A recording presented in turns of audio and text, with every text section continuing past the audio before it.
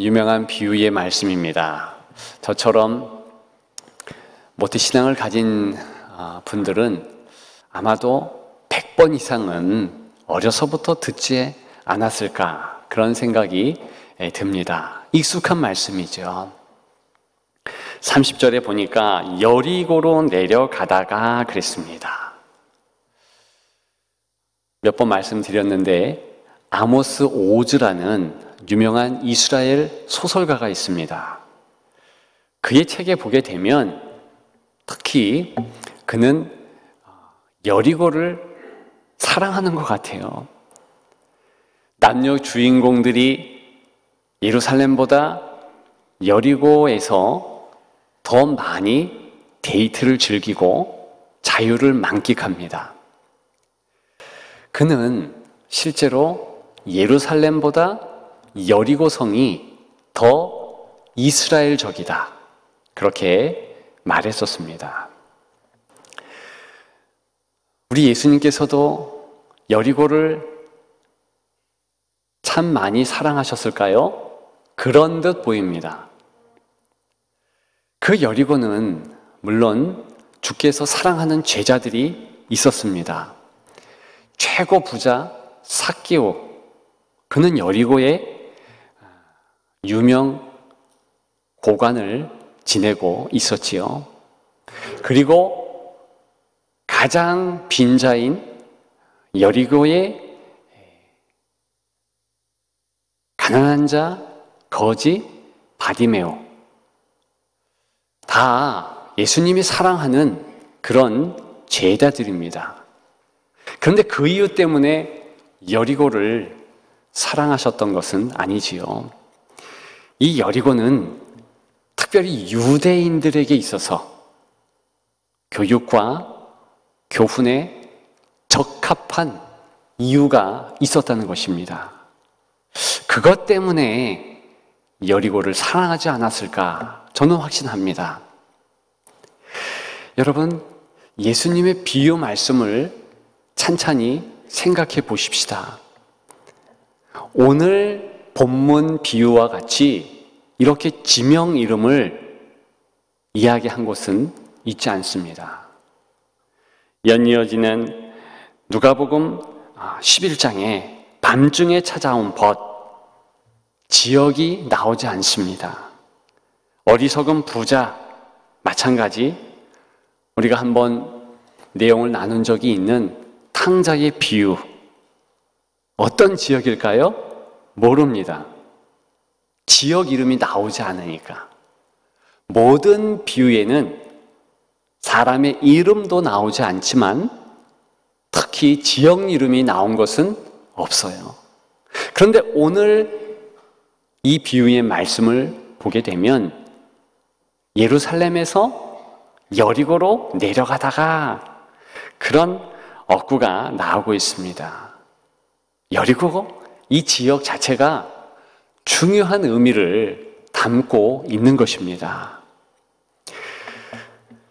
역사적으로 보게 되면 정말 여리고는 이스라엘 백성들, 특히 유대인들에게 있어서는 옷깃을 여미고 겸손해질 수밖에 없는 이유들이 있었습니다.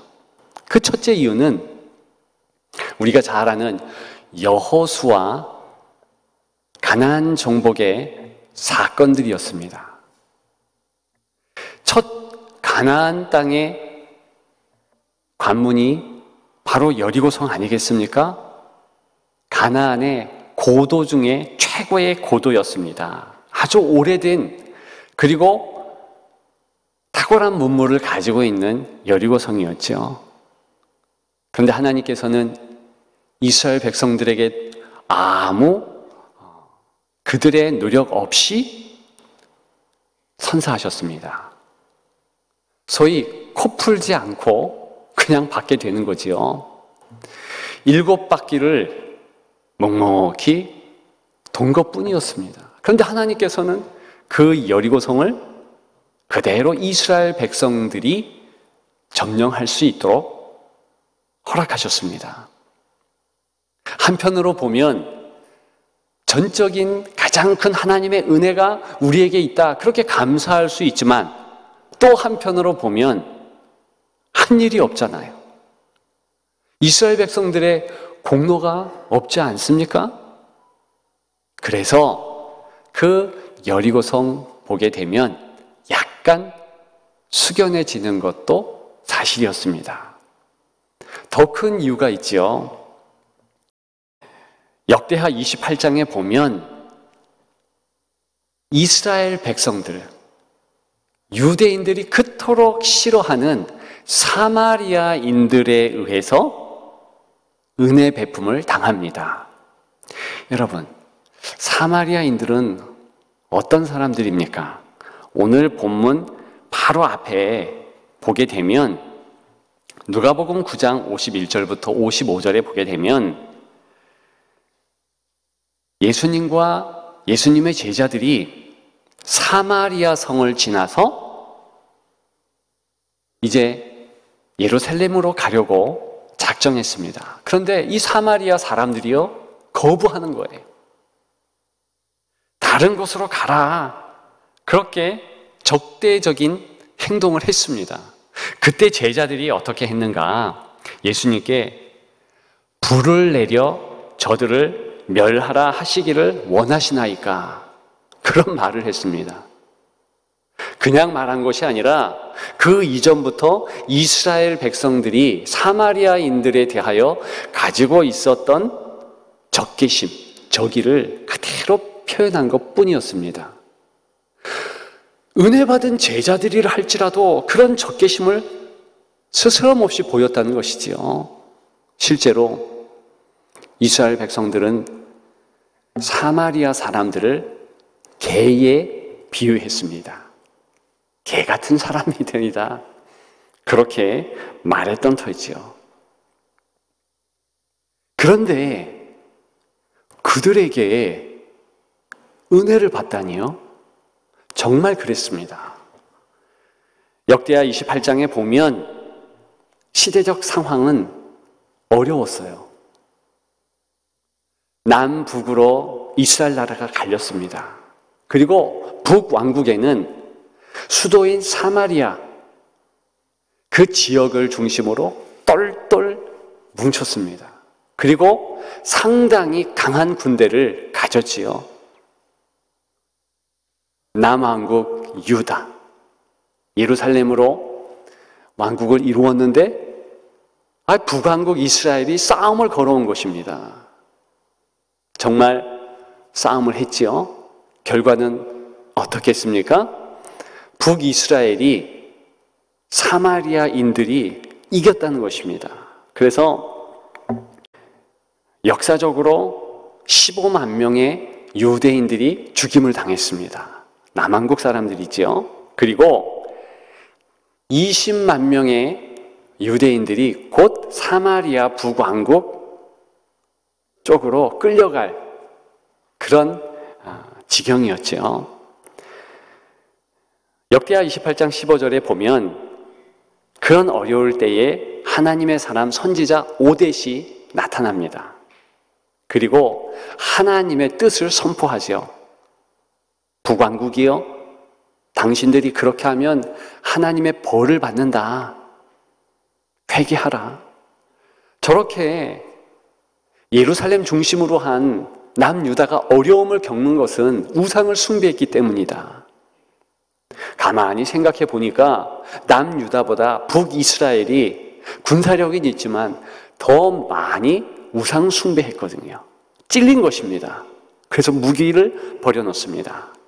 그러면서 역대하 28장 15절에는 포로 가운데 벗은 자에게 입히며 신을 신기며 먹이고 마시게 하며 기름을 바르고 그 약한 자들을 모두 나귀에 태워 데리고 종려나무성 여리고에 이르러 그의 형제에게 돌려준 후에 사마리아로 돌아갔더라 그랬습니다. 천하게 여기는 사마리아인들이 너무나 큰 은혜를 베푼 거예요. 여러분, 오늘 본문은 사실은 그 역사적인 사건과 맥락이 통하는 거예요. 왜 사마리아인을 부각시키겠습니까? 오늘 본문에도 34절에 보면 사마리아인이 어떻게 행하고 있습니까? 가까이 가서 기름과 포도주를 그 상처에 붓고 싸매고 자기 짐승에 태워 주막으로 데려가서 돌보아 주니라 그랬습니다. 큰 은혜를 베푼 것이지요. 그러면서 37절에 가서 너도 이와 같이 하라 그랬습니다. 소위 유대인 정통 선민들이 저 혼혈인들, 사마리아인들과 같이 하라 이렇게 말한 것입니다. 언짢지 않겠습니까? 저는 설교를 준비하면서 정말 그 이스라엘 백성들, 유대인들의 울그락불그락한 얼굴을 떠올릴 수 있었습니다. 실제로 그랬다는 거예요. 여러분, 오늘 이러한 본문을 보면서 우리는 선행이 강조된 본문인가? 그렇게 생각할 수 있습니다. 세상에 빛과 소금이 되라 말씀하셨으니까 하나님의 사랑의 마음으로 선행을 다하라? 그런 뜻의 내용인가? 여러분, 그런 마음을 가질 수 있습니다. 그것도 중요한 주제이긴 합니다만 본문의 포인트는 아니에요. 더 중요한 주제가 있다는 것입니다. 그것은 무엇이겠습니까?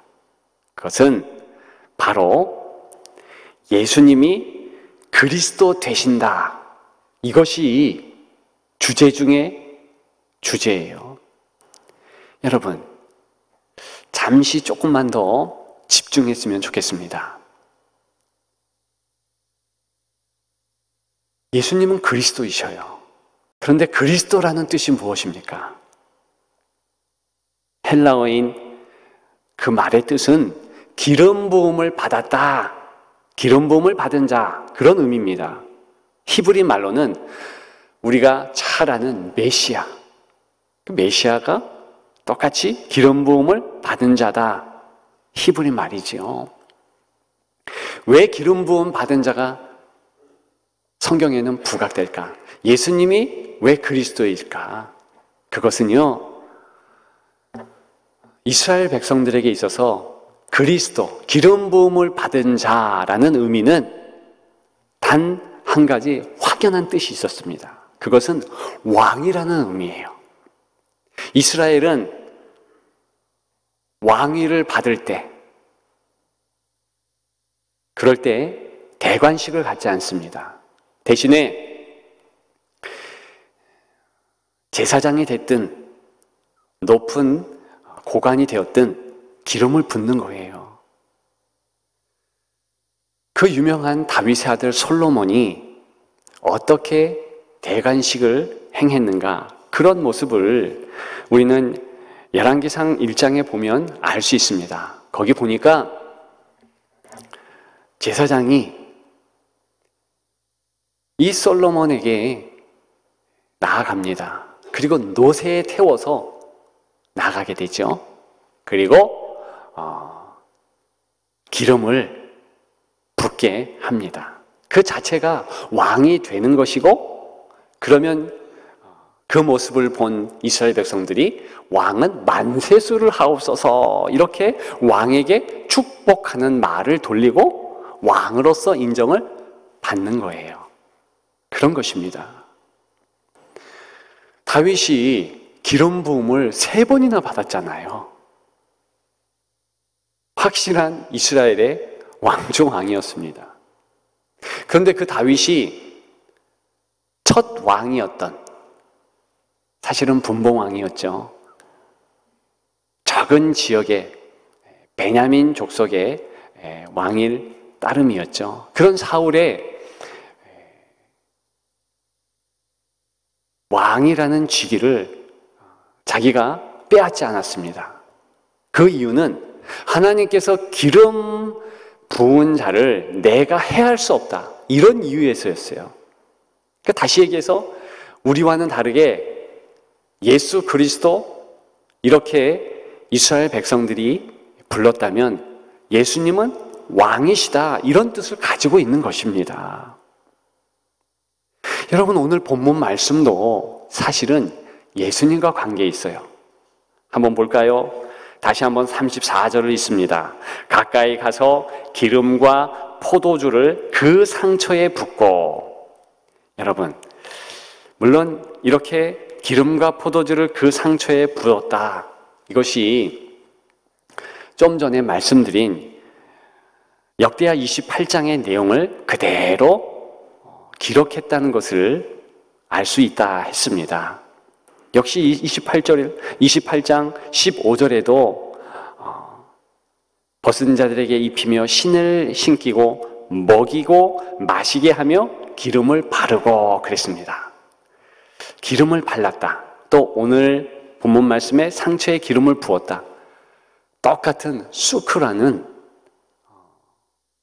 히브리 단어를 사용합니다. 그것이 바로 왕을 세울 때 기름을 붓다, 이 표현과 똑같다는 거예요.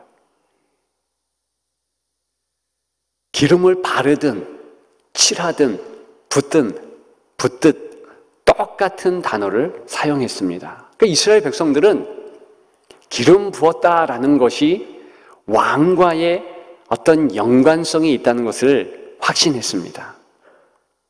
그러면 오늘 본문 말씀만 보면 기름을 부었습니다. 자기 짐승에 태웠습니다. 주막으로 가서 돌보아 주니라. 어떤 내용이 오버랩 되는가? 다윗의 아들 솔로몬이 노새에 태워지고 기름 부음을 받게 되고 왕으로 등극한 그 모습이 생각난다는 것이죠. 예수님은 어떤 의도에서 이 말씀을 하셨을까요? 그것은 참 왕이 되신 그리스도를 소개하고 있는 것입니다. 강도 만난 자, 그가 기름 부음을 받고 그가 선한 사마리아인의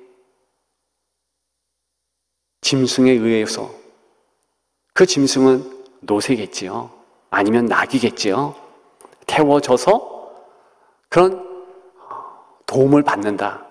그 자체가 이제 메시아가, 그리스도가 걸어갈 길, 그것을 그대로 예표한다는 것입니다. 여러분, 성경에 보면 주님께서 정말 오늘 본문의 내용과 같은 말씀들을 하셨어요. 마태복음 25장입니다. 40절에 보면 양은 오른편, 염소는 왼편에 구분하시면서 양된 성도들에게 어떤 말씀을 하셨는가? 내가 줄일 때에 너희가 먹을 것을 주었고 목마를 때에 마시게 하였고 헐벗을 때에 옷을 입혔다. 그랬더니 성도들이 뭐라고 하는가? 우리가 언제 주님을 먹이고 병들었을 때 보살폈습니까? 그랬더니 예수님께서 40절에 너희가 여기 내 형제 중에 지극히 작은 자 하나에게 한 것이 곧 내게 한 것이다, 이렇게 말씀하셨어요. 다시 얘기하면 오늘 본문에 강도 입은 자도 오버랩 되면서 한편으로는 예수님을 나타낸다는 것입니다. 아직은 제자들 그것까지도 캐치 못할 수 있습니다. 그러나 곧 알게 되지요. 왜냐하면 이제 본문 지난 이후에 그 유명한 마리아와 마르다가 나오게 됩니다. 마리아는 누굽니까? 예수님께 기름을 부은 자거든요. 다른 여인과 더불어서 이 마리아가 예수님께 기름을 부었습니다. 그것은 다른 의미 가운데서 특별히 왕된 예수님께 예의를 표한 거예요. 그 감난 향유가 예수님이 움직일 때마다 진동했겠지요. 십자가를 지러 올라가실 그때에도 향료 냄새는 정말 바랬을 것입니다. 왜요? 한번 향료를 뿌리게 되면 그러면 한 달 이상은 가는 거거든요. 불과 얼마 전에 향료 부음바, 기름 부음바 된 그리스도, 왕 되신 예수님, 그분은 끝까지 향기를 진동시키면서 십자가를 지시기 위해서 골고다를 오르셨지요. 여러분, 이것이 하나님께서 왕 되신 예수 그리스도를 뚜렷이 유대인들에게 보여주신 하나님의 적절한 시나리오였습니다. 저와 여러분들은 오늘 본문을 보면서 예수님이 역시 뚜렷이 보여야 할 것입니다. 여러분, 오늘 본면 일부러 34절에 기름을 부었다, 이런 내용이 나온 것입니다. 자기 짐승에 태웠다. 왕 되신 예수님을 예표하는 것이지요. 예수님은 무엇을 성도들에게 말하고 싶으셨을까요? 너희가 행한 모든 행동들 나와 연관되어 있다. 너희의 작은 선행이라 할지라도 그것은 나에게 한 선행으로 내가 여긴다. 그런 그리스도의 마음이 담겨 있다는 것입니다. 가서 너희도 이와 같이 하라. 비단 선한 일을 행하라, 이런 명령으로 끝나는 것이 아니라 예수 그리스도와 모든 우리의 삶의 행동을 연결시키라는 그런 중차대한 명령이라는 것이지요. 여러분, 오늘 설교의 제목이 무엇입니까? 너무나 짧지요? 복음. 예, 복음이에요. 예수님 당시에 유앙겔리온, 복음이라는 이 단어를 들을 때 예수님 시대의 사람들은 어떤 것을 떠올랐을까요?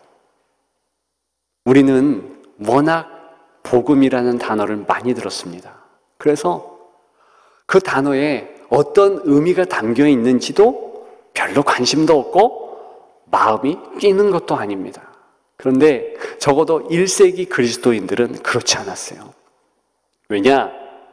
이 복음, 기쁜 소식이라는 이것은요, 새 왕이 이제 세워졌다, 책립되었고 그 새 왕이 새 나라를 다스리게 된다, 이러한 소식을 담는다는 것입니다. 그 헬라어 유앙겔리온, 복음이라는 단어 자체가 바로 그런 소식을 특정하며 불리웠던 단어라는 것입니다. 두 부류가 있겠습니다. 뚜렷이 갈리는 두 부류. 한 부류는 기뻐하고 어쩔 줄 몰라 다윗과 같이 춤추는 자들이고, 또 한 부류는 이를 갈며 슬퍼하는 자들이죠. 새 왕이 선출되었고 나는 그 왕에게 복속하며 부복하며 나는 그 왕의 새 백성이 되리라 작정한 자들은 즐거워하겠지요. 기뻐하겠지요. 감사하겠지요. 박수치면서 종려가지 흔들며 환호할 것 아니겠습니까? 다른 부류는 이를 갈겠지요. 나는 옛 왕을 섬기는 자인데 어떻게 새 왕이 또 왔다는 것인가? 그런 마음으로 끝까지 반대하지 않았겠습니까? 그래서 복음은 한편으로는 기쁘지만 한편으로는 철저하게 슬픔을 불러일으키는 그런 단어라는 것이지요. 여러분들은 복음이 그 1세기 그리스도인들처럼 기쁨으로 여겨지십니까?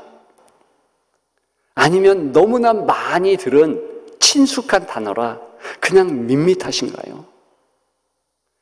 다시 한번 이 복음이라는 단어를 마음에 새기시고 그 의미를 붙잡으시면 좋겠습니다.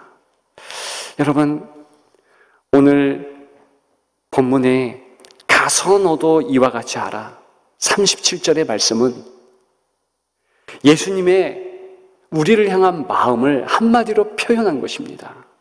예수님의 마음은 어떤 것이겠습니까? 우리 예수님은 요한복음 14장에 우리를 향하여, 제자들을 향하여 고아와 과부처럼 버려두지 않으신다,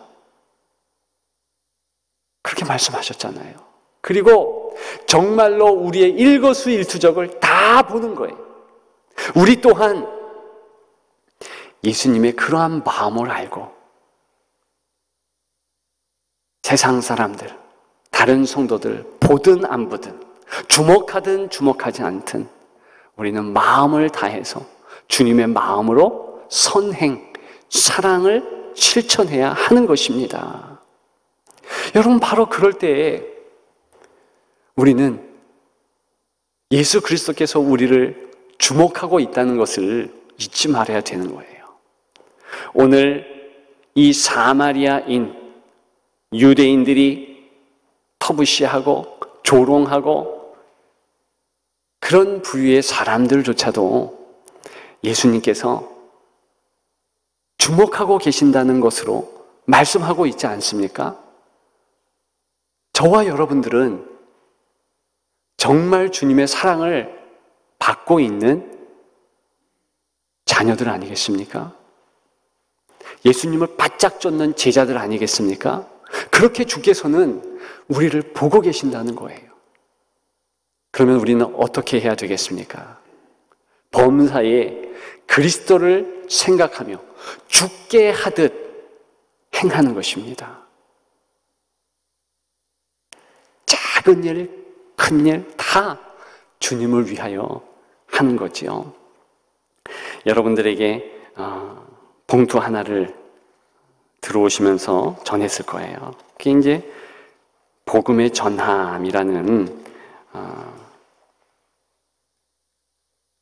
그런 캠페인 소개 문구도 있고 그렇습니다. 그러면서 복음의 전함 기도 정력자가 되어주세요, 이러면서 신청서도 있어요. 쓰시고 가시면서 주시면 되는데, 근데 저는 이 복음의 전함, 이 광고 하시는 분들 참 이분들을 통해서 은혜를 받습니다. 광고를 하는데 말 그대로 개인적으로 복음을 어떻게 이 땅에서 보여줄 것인가, 피상적이지 않고 너무나 구체적이고 너무나 개인적으로 그렇게 전하더라는 것이지요. 한 가지에는 그런 문구입니다. 힘내라는 말 대신 눈물 감아보세요. 여러 문구들이 있죠. 힘들고 두려우세요? 이러면서 바로 예수님이 함께 하십니다.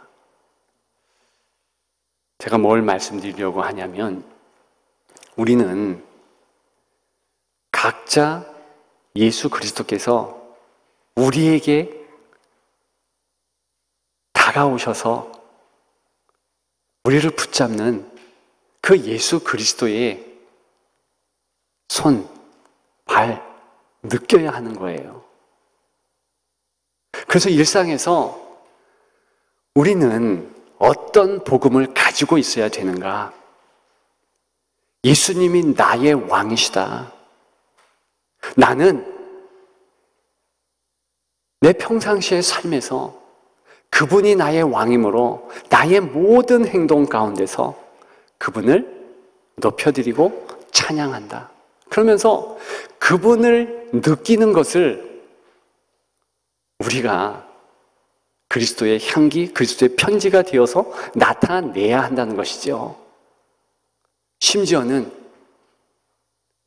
예수 믿으세요 이렇게 말하지 않아도, 야, 내가 저 사람을 보면 예수 믿고 싶어져. 이런 말을 들을 수 있도록 우리는 예수님 때문에 우리 일상이 기쁨이 있고 감사가 있고 감격 넘치는 삶을 살아내야 한다는 것입니다. 여러분들은 과연 그런 삶을 살고 계신지요? 너도 이와 같이 하라. 이것은 선한 행동해라. 이런 명령이 아닌 거예요.